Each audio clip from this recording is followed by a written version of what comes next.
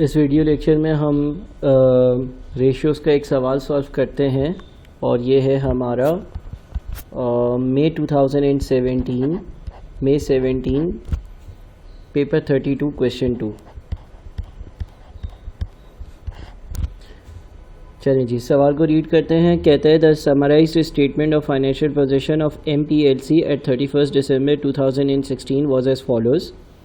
Non current assets, net current assets, share capital and reserves, ordinary shares of $5 each, share premium and retained earnings. Retained earnings for the year ended 31st December 2016 were $160,000 after the payment of dividend, which represented 60% of the profit for the year. The market price of one ordinary share was $6.40 on 31st December 2016. Calculate to two decimal places the following ratios at 31st December 2016. हमें return on capital employed और बहुत सारे दूसरे different ratios जो हैं वो calculate करने हैं। ठीक है, तो इन रेशियोज़ को ज़रा कैलकुलेट करते हैं। और सबसे पहला है रिटर्न ऑन कैपिटल एम्प्लॉयड।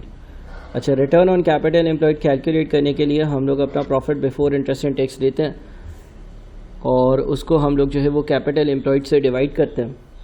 यहाँ पर जो कैपिटल एम्प्लॉयड है वो हमें कोई लॉन्ग टर्म लायबिलिटी नहीं नज़र आती है, लिहाजा हमारा कैपिटल एम्प्लॉयड इक्विटी के ही बराबर है, यानी कि 6.3 मिलियन है। अच्छा, एक बात यहाँ पे लिखी हुई है, retained earnings for the year ended 31st December 2016 were 160,000 after the payment of dividend, which represented 60% of the profit for the year। यानी कि जो आपने प्रॉफिट कमाया था उसमें से आपने 60% डिविडेंड पे कर दिया और जो बच गया वो 160,000 है। सो इसका मतलब ये हुआ कि ये जो बचा हुआ है ये 40% होगा। देखो, आपने अगर 100 कमाया उसमें से आपने 60 एज डिविडेंड दे दिया और जो आपके पास बच गया वो 40 होगा। तो ये बचा हुआ जो है ना ये 40 है। तो आपको अगर प्रॉफिट ढूंढना हो तो 160,000 को आप 40 से डिवाइड कर दो और 100 से कर दो मल्टीप्लाई, तो आपको पता चल जाएगा कि आपका प्रॉफिट कितना है। 160,000 डिवाइडेड बाई 40 इंटू 100, आपका ड्यूरिंग द ईयर का प्रॉफिट होगा 4 लाख।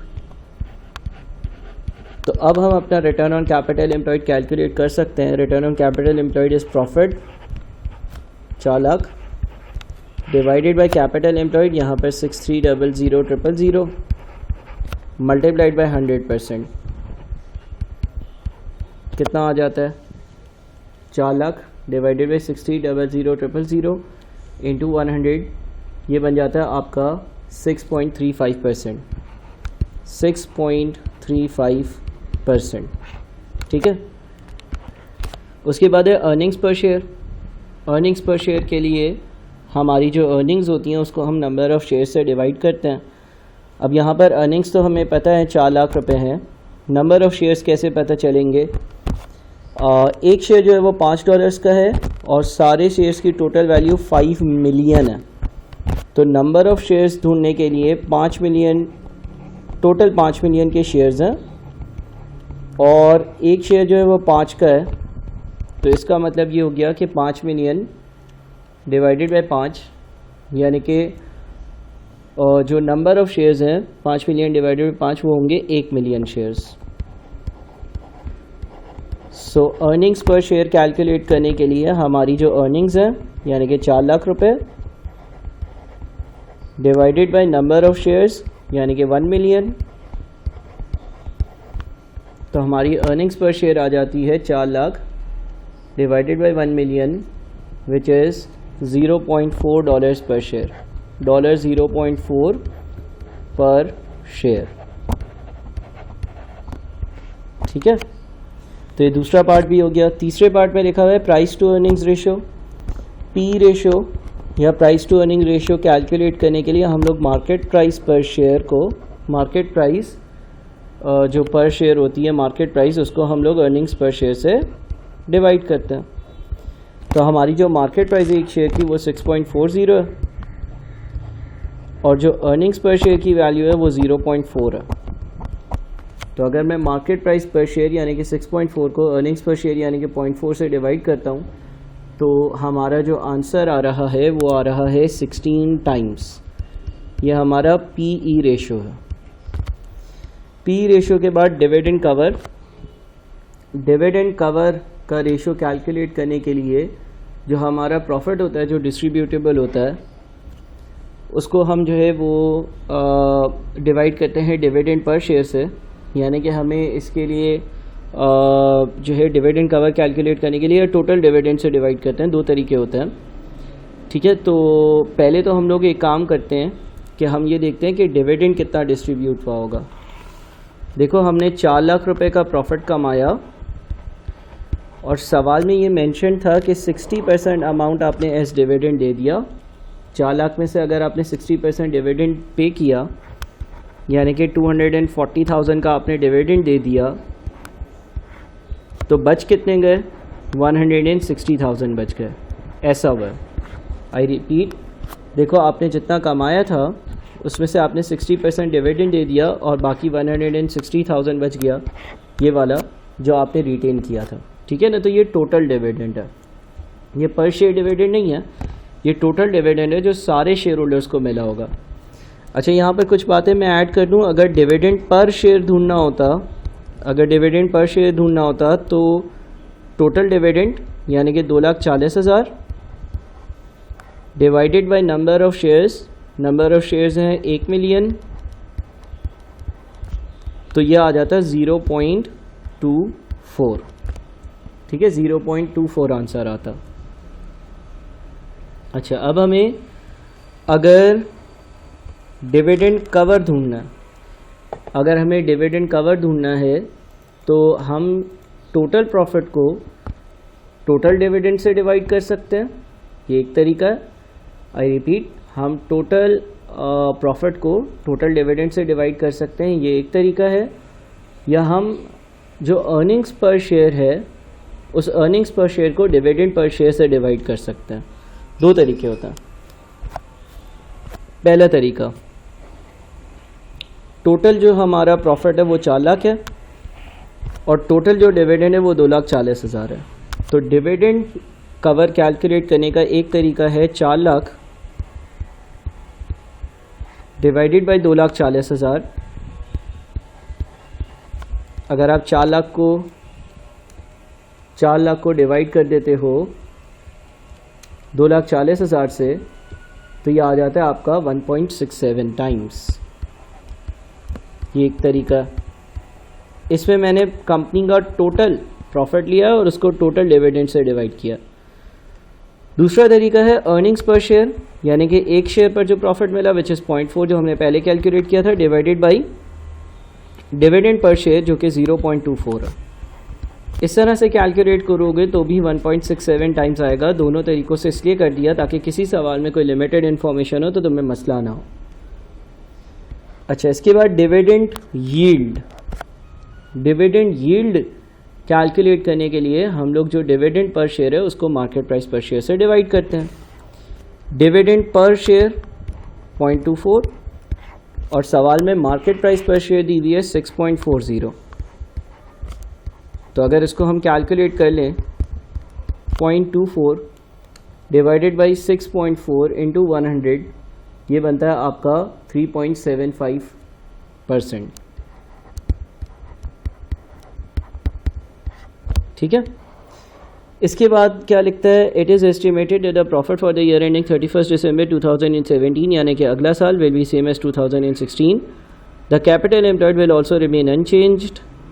और फिर लिखता है ऑन 1 जनवरी 2017 यानी कि ये जो अगला साल होगा इसके पहले दिन MPLC has the opportunity to invest 1.2 million in a project which will bring an additional annual profit of 185,000।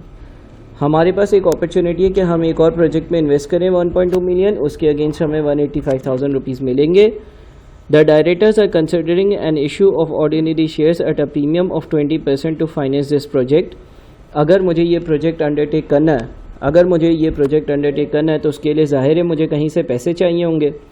Directors ये सोच रहे हैं कि हम नए शेयर्स इशू कर दें at a premium of 20% to finance this project The rate of dividend paid is expected to remain at 60% of the profit for the year.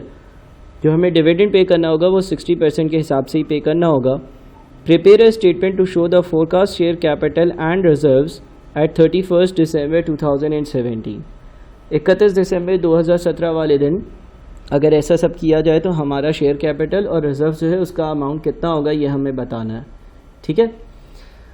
अच्छा, अब अगर मुझे इस प्रोजेक्ट में इन्वेस्टमेंट के लिए 1.2 मिलियन रुपीस चाहिए होंगे तो मुझे नए शेयर्स इशू करने होंगे. वो बोलता है हम नए शेयर्स इशू करेंगे और वो 20% प्रीमियम पर करेंगे. यानी कि अगर किसी शेयर की पार वैल्यू बुक्स में बताई गई वैल्यू 5 है तो उसको हम इससे 20% ज़्यादा पर इशू करेंगे. यानी कि आप 5 को 1.2 से मल्टीप्लाई कर दो 20% इंक्रीज़ करने के लिए. एक शेयर जो है वो $6 पर आप इशू करोगे. और अगर एक शेयर आप $6 पर इशू करोगे तो उसका मतलब ये है कि टोटल कितने शेयर्स इशू करोगे. 12000000 डिवाइडेड बाई 6. आप टोटल जो है ना वो 2 लाख शेयर्स इशू करोगे. टोटल आप 2 लाख शेयर्स इशू करोगे. ठीक है. अच्छा सर, एंट्री क्या पास होती है जब हम शेयर्स इशू करते हैं? देखो यहाँ पर आप शेयर्स प्रीमियम पर इशू कर रहे हो. जिस शेयर की पार वैल्यू 5 रुपये थी, लोगों को आप वो शेयर $6 में दे रहे हो, यानी कि $1 के प्रीमियम पर दे रहे हो. एंट्री क्या पास होगी? बैंक होगा डेबिट, बैंक का अकाउंट होगा डेबिट, बिकॉज बैंक पे पैसे आए तो बैंक अकाउंट 1.2 मिलियन से हो जाएगा डेबिट. ठीक है. और ऑर्डिनरी शेयर कैपिटल का जो अकाउंट है ना वो 1 मिलियन से क्रेडिट होगा, पार वैल्यू से होगा. अच्छा सर, बैंक 1.2 मिलियन से कैसे डेबिट हुआ? ₹6 का एक शेयर लोगों को दिया है, 2 लाख शेयर्स दिए हैं, तो लोगों ने आपको 6 × 2 लाख यानी कि 1.2 मिलियन रुपीज़ दिए होंगे. अच्छा सर, ऑर्डिनरी शेयर कैपिटल कैसे क्रेडिट हुआ 1 मिलियन से? हमेशा याद रखो कि ऑर्डिनरी शेयर कैपिटल जो है वो जो आपकी पार वैल्यू होती है उस पर क्रेडिट होता है, यानी कि 5 × 2 लाख से ये क्रेडिट हुआ. ठीक है. और जो शेयर प्रीमियम का अकाउंट है वो क्रेडिट हुआ होगा 2 लाख रुपए से. सर, शेयर प्रीमियम कैसे 2 लाख से क्रेडिट हुआ? ₹1 का प्रीमियम हर शेयर पर था तो 2 लाख शेयर्स पर 2 लाख × 1 का प्रीमियम हो गया. ठीक है. अब हमें उसने ये बोला था कि आप जो है ना वो अगर ये सब किया जाए तो 31 दिसंबर 2017 वाले दिन आपका जो शेयर कैपिटल एंड रिजर्व्स है वो कैसा नज़र आएगा ये बताओ. तो जो हमारा शेयर कैपिटल एंड रिजर्व्स का पोर्शन होगा उसमें एक चीज़ होगी ऑर्डिनरी शेयर कैपिटल. अच्छा, ऑर्डिनरी शेयर कैपिटल अभी कितने का है ये पोर्शन हमें बनाना है. ऑर्डिनरी शेयर कैपिटल अभी है 5 मिलियन पर, तो ये अब हो जाएगा 5 मिलियन प्लस ये 1 मिलियन रुपए का नया इशू है तो ये होगा हमारा 6 मिलियन पर. ठीक है. अच्छा, उसके बाद फिर शेयर प्रीमियम का अकाउंट आएगा. शेयर प्रीमियम का जो बैलेंस अभी है वो है 5 लाख रुपए. शेयर प्रीमियम का अभी जो बैलेंस है वो है 5 लाख रुपए. अब आपने नए शेयर्स इशू किए हैं उसका प्रीमियम है 2 लाख रुपए, तो ये आपका चला जाएगा 7 लाख रुपए पर. अच्छा सर, रिटेन्ड अर्निंग्स कितना हो जाएगा? रिटेन्ड अर्निंग्स जो अभी है ना आपका वो है 8 लाख पर. ठीक है. रिटेन्ड अर्निंग्स अभी जो आपका नज़र आ रहा है वो आ रहा है आपको 8 लाख रुपए पर. अब इस इशू के बाद क्या होगा? रिटेन्ड अर्निंग्स का मतलब ये होता है बचा हुआ जो प्रॉफिट है. तो आपके पास 8 लाख रुपए का प्रॉफिट जो है ना वो तो लिखा हुआ है. यहाँ पर ये कहता था कि अगर मैं ये प्रोजेक्ट अंडरटेक करूँगा तो इस प्रोजेक्ट को अंडरटेक करने की वजह से मैं जो है ना वो एडिशनल जो प्रॉफिट कमाऊँगा वो 185,000 कमाऊँगा. आगे लिखा हुआ है the directors are considering an issue of ordinary shares at a premium of 20% to finance this project. The rate of dividend paid is expected to remain at 60% of the profit for the year. और मैं जो है वो 60% कमाए हुए पैसे का जो भी मैं पैसे कमाऊँगा उसका 60% जो है वो मैं प्रॉफिट्स में बांट दूँगा. ठीक है. तो रिटेन्ड अर्निंग्स की ज़रा वर्किंग देखना. देखो यहाँ पर 8 लाख रुपए रिटेन अर्निंग्स लिखा हुआ है ऊपर. सही है ना। अच्छा, ये जो 8 लाख रुपए का अमाउंट है ये 31 दिसंबर 2016 वाली अमाउंट्स है। इसके बाद अगला साल शुरू होगा, अगला साल शुरू होगा तो मैं जो है वो प्रॉफिट कमाऊँगा। अच्छा सर, प्रॉफिट कितना कमाओगे? प्रॉफिट हमने कैलकुलेट किया था कि हम जो भी काम कर रहे हैं उस पर 4 लाख रुपए का हमें प्रॉफिट मिल रहा है। ये हमने शुरू में सवाल के वर्किंग करी, ये 4 लाख रुपए हो गए।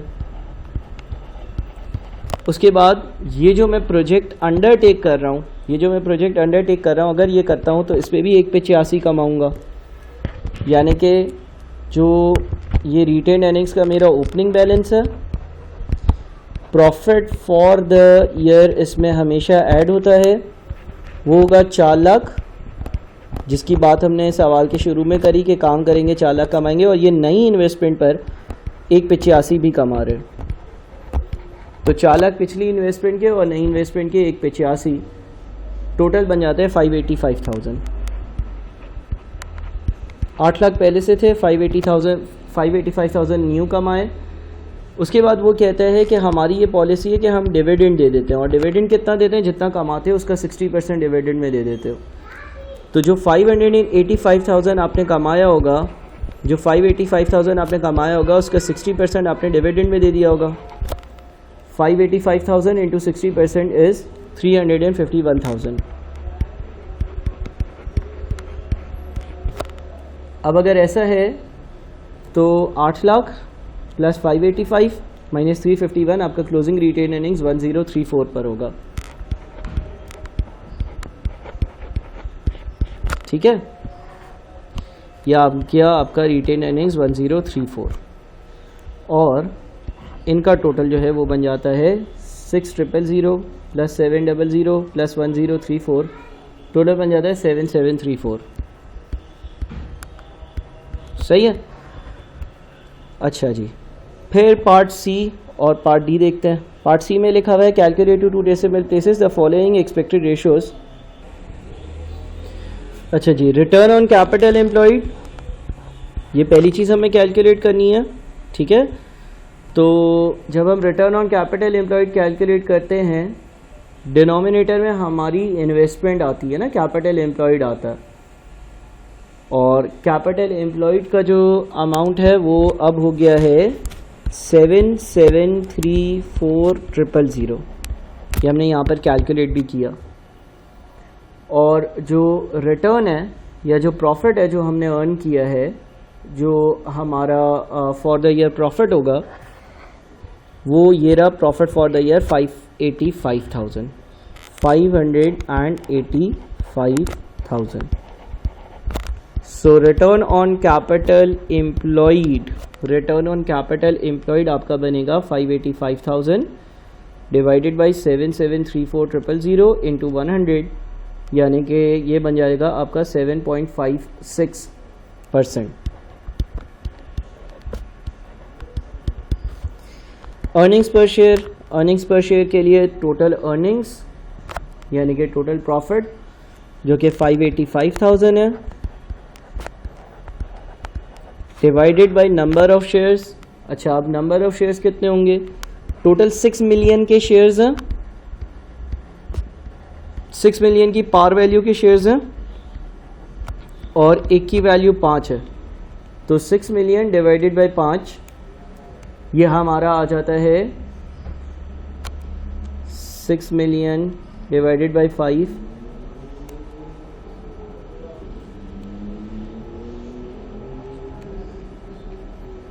120,000,000। ठीक है, तो डिवाइड करते हैं और अर्निंग्स पर शेयर देखते हैं। अर्निंग्स पर शेयर आ रही है 0.4875 यानी कि 0.49 पर शेयर। फिर लिखा हुआ है एडवाइज द डायरेक्टर्स वेदर और not ML should invest in the project, justify your answer. क्या हमें ऊपर वाले प्रोजेक्ट पे इन्वेस्टमेंट करनी चाहिए? क्या हमें ये इन्वेस्टमेंट जिसके बारे में लिखा हुआ था ये करनी चाहिए या नहीं? ठीक है, तो हमें इसके बारे में कुछ बातें जो है वो यहाँ पर डिस्कस करनी है। देखो, हमारा जो रिटर्न ऑन कैपिटल एम्प्लॉयड है, मिसाल के तौर पर पिछले साल जो हमारा रिटर्न ऑन कैपिटल एम्प्लॉयड था और रिटर्न ऑन कैपिटल एम्प्लॉयड हमने कैलकुलेट किया था वो था 6.35%, यानी कि हर 100 रुपये की इन्वेस्टमेंट पर मैं तकरीबन 6.35 कमा रहा था। ऐसा ही है, बिल्कुल ऐसा ही है। इस प्रोजेक्ट की बात करें तो इस प्रोजेक्ट पे मुझे 185,000 रुपीज़ का प्रॉफिट होगा और मुझे जो इन्वेस्टमेंट करनी पड़ेगी वो 1200,000 की करनी पड़ेगी, यानी कि रिटर्न कितना इन टर्म्स ऑफ परसेंटेज बनता है, तकरीबन जो है ना वो मैं कमा लूँगा कोई 15.42% के आसपास, 15.42% के आसपास कमा लूँगा, जबकि करंटली मैं जो है वो हर 100 रुपये पर सिर्फ और सिर्फ 6.35 कमाता हूँ। तो ये इस चीज़ को जस्टिफाई कर रहा है कि हमें इन्वेस्टमेंट करनी चाहिए। देखो तुम एक जुमला या एक सेंटेंस अपने पास ये लिख सकते हो कि हमें इस प्रोजेक्ट में इन्वेस्टमेंट करनी चाहिए। We must invest in the project because it is giving us much higher return than our current return on capital employed. ये एक जस्टिफिकेशन हो गई। इसी तरह से दूसरी जस्टिफिकेशन क्या है, देखो हमारा अर्निंग्स पर शेयर पिछले साल कितना था जब इस प्रोजेक्ट में इन्वेस्टमेंट नहीं थी, हमारा अर्निंग्स पर शेयर था $0.4 पर शेयर। इस प्रोजेक्ट में इन्वेस्टमेंट करने के बाद हमारा अर्निंग्स पर शेयर जो है वो 0.49 पर शेयर पर जा रहा है, यानी कि हर शेयर होल्डर जो है वो पहले 0.4 कमाता था, अब हर शेयर होल्डर 0.49 कमा रहा है, ज़्यादा कमा रहा है, बेहतर हो रहा है, करनी चाहिए इन्वेस्टमेंट। ठीक है, तो इस तरह की कुछ बातें आप अपने आंसर में लिख सकते हो और मुझसे डिस्कस कर सकते हो।